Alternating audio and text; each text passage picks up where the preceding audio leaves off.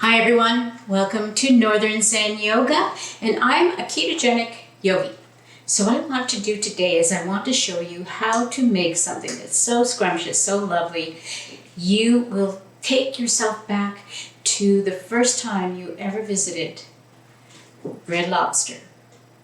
One of the things I love about Red Lobster, and kind of miss if I ever get a chance to go there, is the biscuits. Because the biscuits, let's face it, they're very, very high in carbohydrates. So I have a recipe, which by the way, I adapted from a beautiful recipe that is on a YouTube channel called The Black Tie Kitchen. And I want to thank you, Dennis. You're very entertaining. I love watching your videos, and anybody watching this one should check him out. Dennis at The Black Tie Kitchen. All low-carb, ketogenic cooking videos that you will very much enjoy because he's very entertaining in the way he presents them. So thank you, Dennis.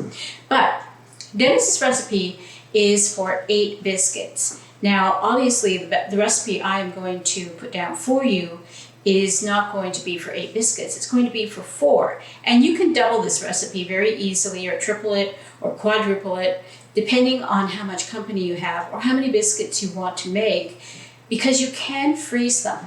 Now, I'm one of those people that I just love the really warm biscuit coming out of the oven, so I don't want to have too many stuffed in the freezer or in the fridge that I have to stick back into a toaster oven or something to warm back up again. Because, let's face it, nothing is better than a fresh biscuit coming out of the oven. Now, these are Cheddar Bay biscuits, so they're made with some cheese in them and some garlic, and they're yummy good. So, let's start. The first thing you're going to need to do is get 2 bowls. One bowl is going to be for the dry ingredients, and one bowl is going to be for your egg. So this is probably a little bit of an overkill on the egg part, but you could probably use something a lot smaller. But you're going to put your egg into the bowl and you're going to whisk it and get it all whisked up. Ready to dump into the batter when it's ready, into the crumble when it's ready. So let's just get that happening. And I'm not one of these people that spend all day in the kitchen. I hate spending all day in the kitchen. So I'm always out there looking for recipes that are really quick and really fast to do. And I'm just going to give this guy a little.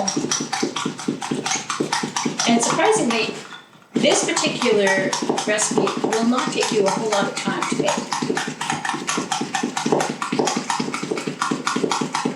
And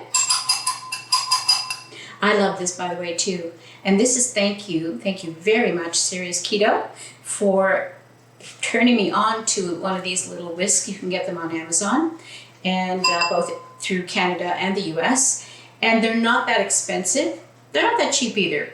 But one like this is probably going to cost you in the neighborhood of about $10. Actually, I think I bought a set of them. There was 3 various sizes, and it was something like under 20 bucks. So not too expensive. So I'm just going to put that to the side. And now I'm going to begin to put my dry ingredients together. So our flour that we're going to be using is almond flour. You need to buy the almond flour that is ultra-fine raw almond flour. I buy mine in a bulk food store. That's why I don't have a fancy package for it. Make sure, though, when you look at it, it looks very blonde, that there's not a lot of dark specks throughout it. If there's a lot of dark specks, that's skin of the almond, and that tells you that the blending is a little bit coarser. So what you want is the stuff that looks pretty close to flour color. And when you shake it around, it does kind of clump together, so keep that in mind. And we're going to need a cup of this. So I'm going to take my cup measurement and I'm going to dangle that, over the bowl.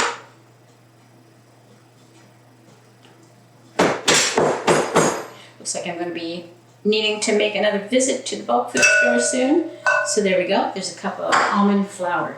Now, almond flour is made from ground up almonds, and therefore it's totally ketogenic. There is very few carbs in this. Actually, each biscuit will net out, when you take the fiber into consideration, to just under 2 carbohydrates per biscuit. So they're yummy good. Now, I almost forgot to tell you, while you're doing this, you should have your oven on, and you should have it on at 350 degrees, and you are going to be putting them into the oven for about 20 minutes when they're ready to go.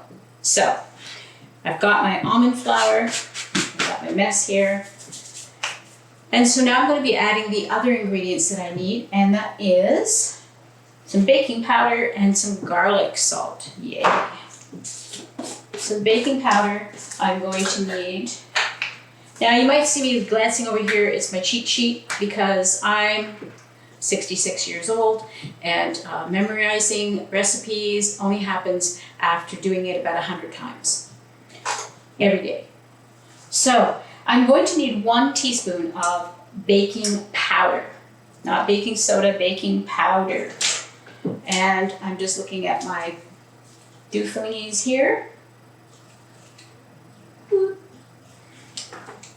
Make sure I have the right one.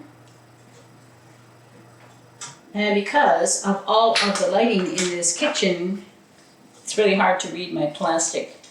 There we go. All right.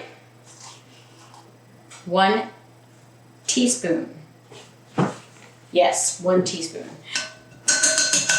of baking powder. Baking powder is essential to this recipe to help it rise a little bit, and if you find that anything fails, quite often in baking, if something is failing to rise or to do what it's supposed to do when it's cooking, the baking powder is probably the problem. It's because if it gets old, it just gets useless. So try to make sure that if you've had baking powder sitting around for a couple of years in your cupboard and you haven't used it all up yet, that you consider perhaps trading it up for some fresh stuff. Okay, so now we're going to add the garlic powder. So for this particular recipe, 1/4 teaspoon is enough, but if you're like me and you like extra garlicky goodness, I'm going to put 1/2 teaspoon of garlic powder in. The last time I did this, it tasted very good. So let's just get some of that garlic powder in there. Cap back on. You can also put some ground pepper in here if you like. I'm just realizing I can drag my ground pepper out. And I'm going to give that a few blasts.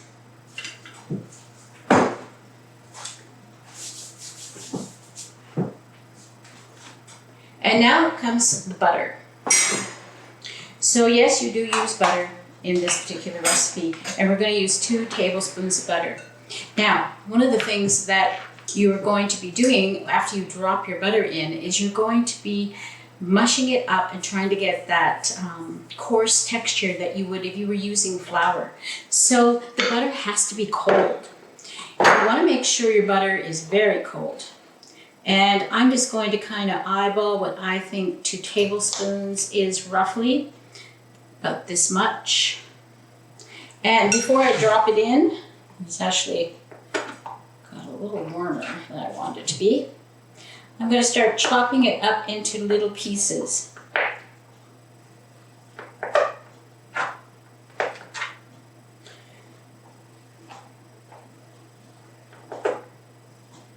And these little pieces don't have to be uniform, they don't have to be perfect.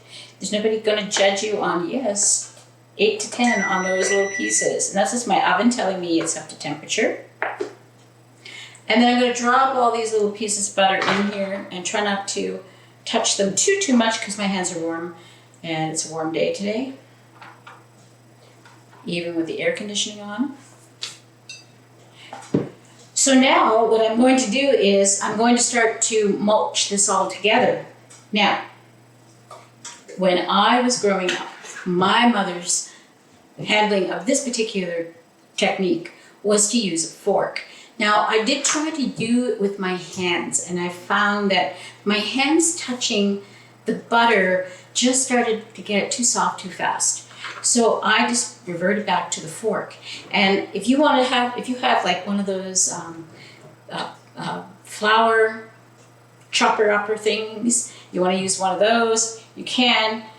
You could use a fork like I'm using, or if you've got nice cold hands, you could probably get in here with your fingers and really start to mush it up. So this is the most labor-intensive, difficult part of this particular process. So I'm not going to make you watch me do the whole thing. I'm going to stop the video, and then I'm going to come back when I pretty much got it where I want. But as you can see, I'm just taking this fork and I'm just smashing it through the almond flour. You could also take a couple of knives and do it that way too. And I might just grab my knife I have here and start assisting my fork until it gets things really going. So I'll be back in a minute. So we're back. And now I've got this mixture, and I'm sure it's very difficult for you to see this in the video, but it looks a lot coarser. The little tiny clumps of the almond flour mixed in with the butter that's been chopped up and chopped up and chopped up. It's not exactly looking like it will look if you are using regular flour, but it's pretty close. So it's a very coarse texture, and by not touching it with my fingers, I've kind of kept those little tiny lumps of everything being mixed in together beautifully. And so now we're going to add 2 tablespoons of whipping cream. So you need to get some whipping cream. And if you've got a ketogenic kitchen, you probably have it.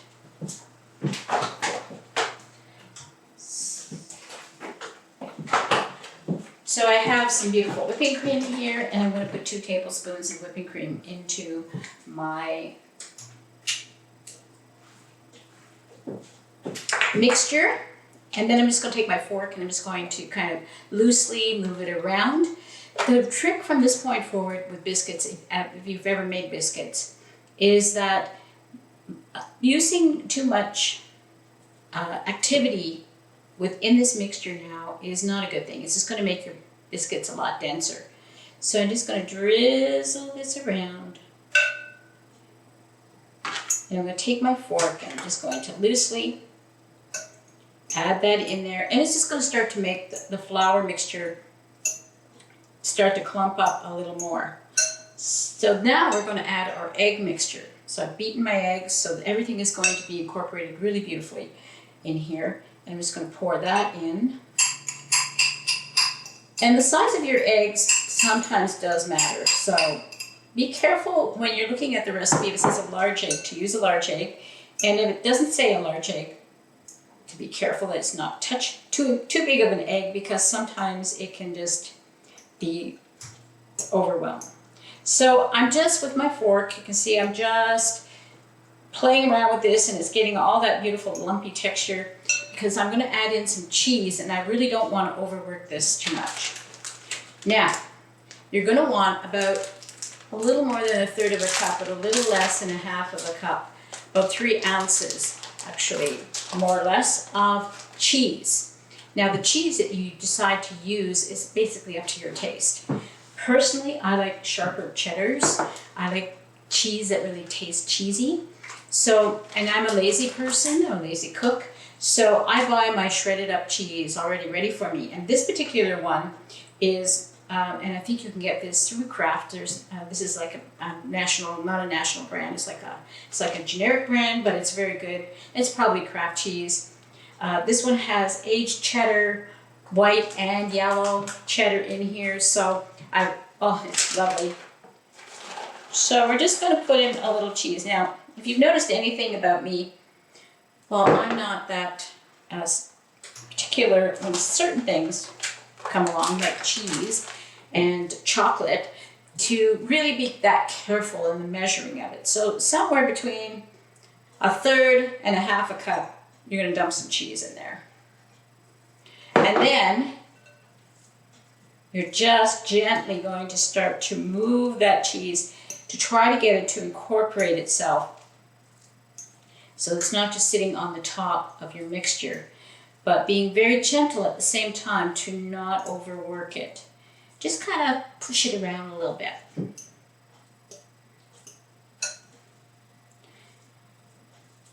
And this is just looking so lovely.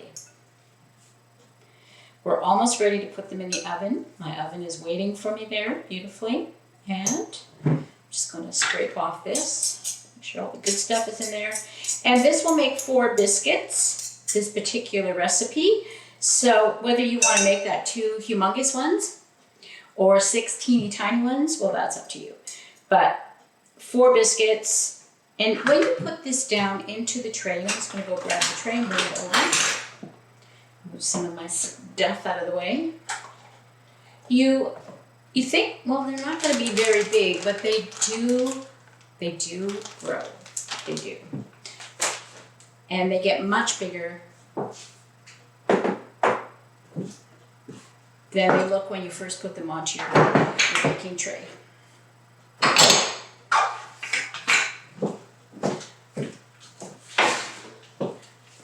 So every cook's secret weapon is parchment paper.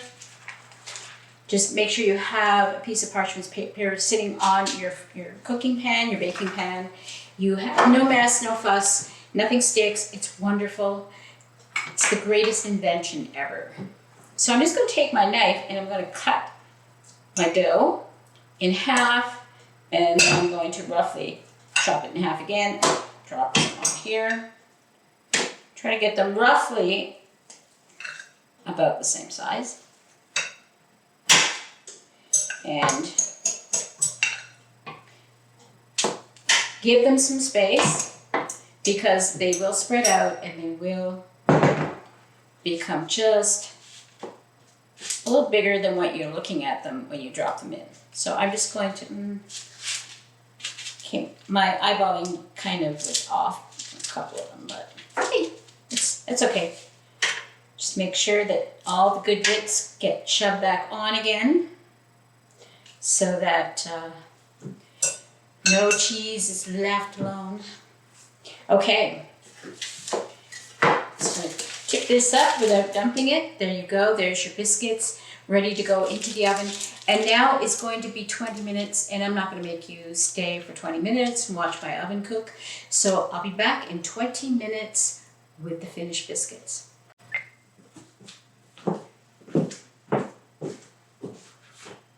Okay, while our biscuits are baking, we need to make the most iconic part of the Cheddar Bay biscuits that Red Lobster serves, and that's that yummy garlicky butter sauce that's on the top. So let's make some. Now we're going to need about a tablespoon of butter should do for the 4 of them, and I'm just going to put that in there. And then we're going to take a little bit of garlic powder again, about 1/4 teaspoon, dump that in there. If you really want it more garlicky, go for it. And I'm just going to kind of smush this in together a bit. And I'm going to give it a little slap in the microwave for a few seconds. So maybe about 10 seconds or less. Let's try 8, see what happens. Because the butter has been sitting out and it's already softened, I don't think it's going to take a lot of time for it to be able to get melty. And of course, we're waiting for the biscuits anyway, so as it sits, I'm going to sit it on the oven here and it's going to keep it warm.